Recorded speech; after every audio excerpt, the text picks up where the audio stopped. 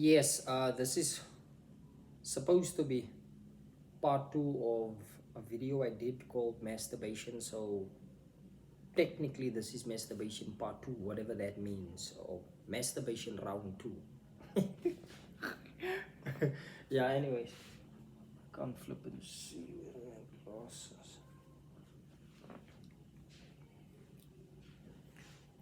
Flip.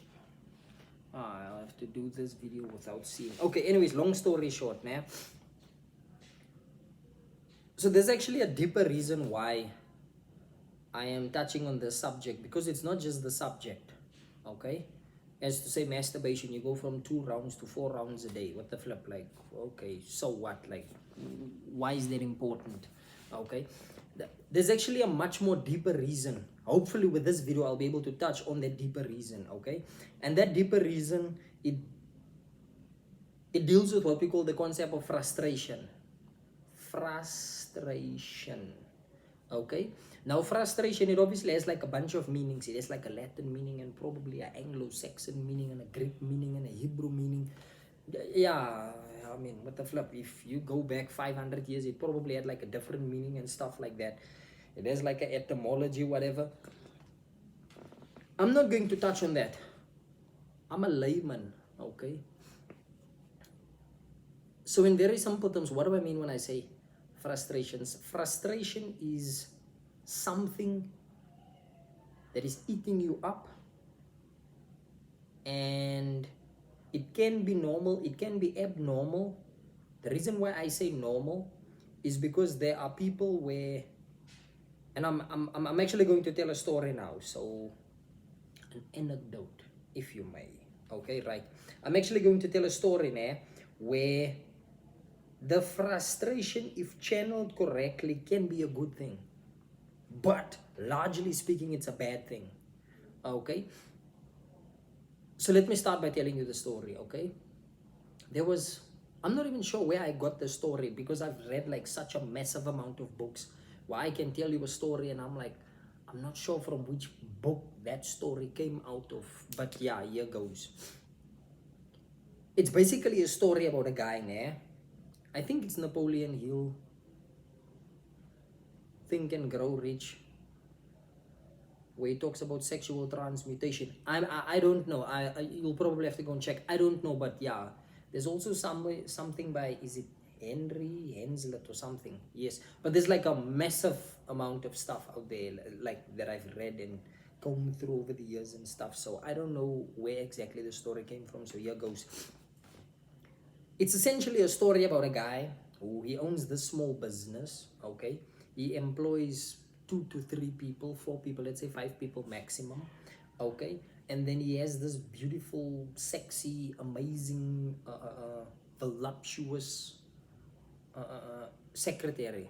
Okay, and obviously he's single, which is very important in this case, because if he was married, then this is not the most appropriate story to tell, but yeah, he's single, and he wants to smash his secretary. He wants to engage with her in the act of conjugal activities, or conjugal, oh yeah, whatever, right? Simply meaning, this guy wants to smash his secretary, but here's the thing, he's the boss and there's other employees, and he has to, in a way, present himself as some sort of a professional who's professional and in charge of things. Okay, and then one of the things that he is supposed to be in charge of is what we call sexual urges. Okay, or his sexual frustration.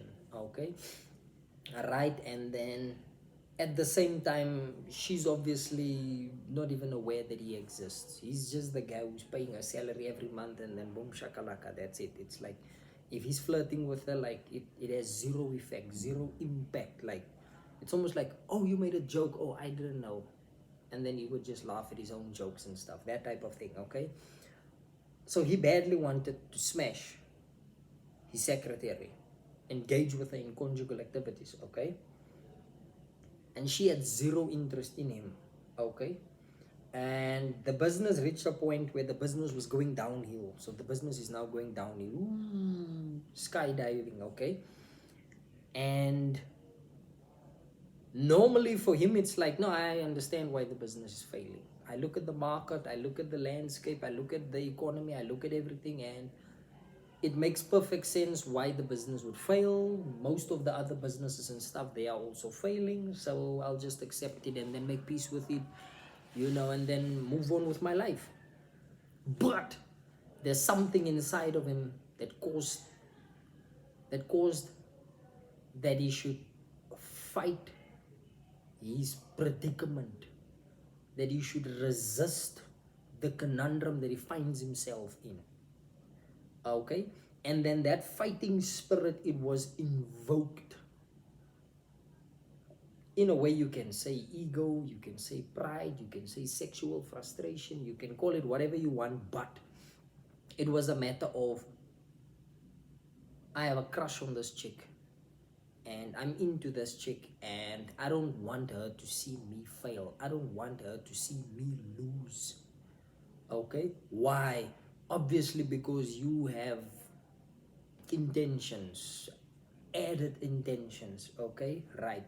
Whether these intentions are good or bad is besides the point. Okay? Everyone has intentions, whether good or bad. So, yeah.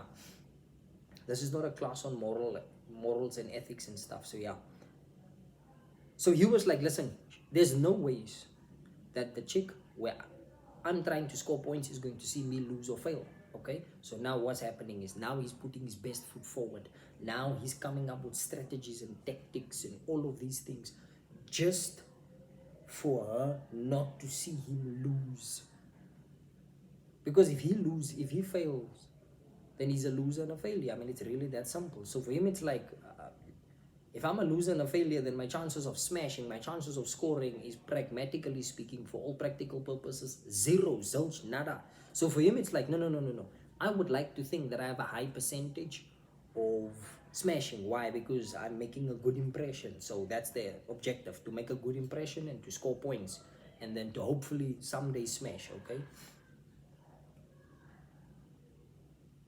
So these strategies, they eventually pay off. These tactics and stuff, they eventually pay off. But then it so happens that she now finds a different job, and then she moves out of the organization, and then she continues with her life, whatever, gets a boyfriend, husband, and then voila, there she goes. But now here's the thing. Even though he didn't benefit, okay, even though he didn't score, even though he didn't smash, because he channeled his strong sexual impulses, strong sexual urges, because he channeled it correctly. Simply meaning, it was a rage, it was a frustration, which he harnessed correctly. In this case, he was the key, and you can say sole beneficiary of channeling that rage, that hunger, that frustration. Guess what?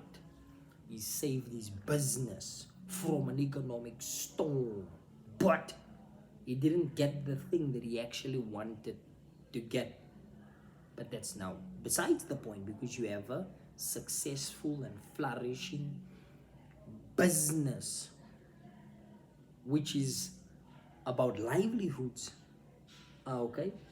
And so hopefully this story will give you some deeper perspective, some deeper insight, some deeper appreciative aspect, as to say, if channeled correctly, your sexual impulse, your sexual urge, your sexual frustration can actually yield amazing results if channeled correctly. Okay? It can also obviously have catastrophic consequences, like it can end your career, okay, if the unfortunate were to happen at work. It can end your marriage if the unfortunate were to happen in your marriage. It can end your relationship. It can end someone else's relationship, someone else's career, So it has this dual effect, okay? And the objective of this video is to make you aware of the sensitivity of this dual effect, okay? So when someone comes to me and they say, "No, I'm masturbating more. I'm going from 2 times a day to 4 times a day," in a way, I view that as good. Good because you are relieving that frustration. The story I gave just now was a story of channeling that frustration. And the thing of going from 2 times to 4 times a day deals with relieving that frustration. Do you see the different mechanisms for how to deal with this urge, this impulse, this rage, this frustration? Okay, so in brief, what is the aha moment with regards to what I just said? There is not supposed to be an aha moment. Okay, what I'm trying to say is there's this dual effect to it, and there's a sensitivity or a level of sensitivity with respect to the dual effect of it, and how you navigate your way around it should always be strategic, productive, and more importantly, I'm not going to say efficient, because efficiency in this case might not be a good thing. It might not yield the, you know, preferred result. Okay, so what am I going to say? So the thing that I'm going to say is, hopefully the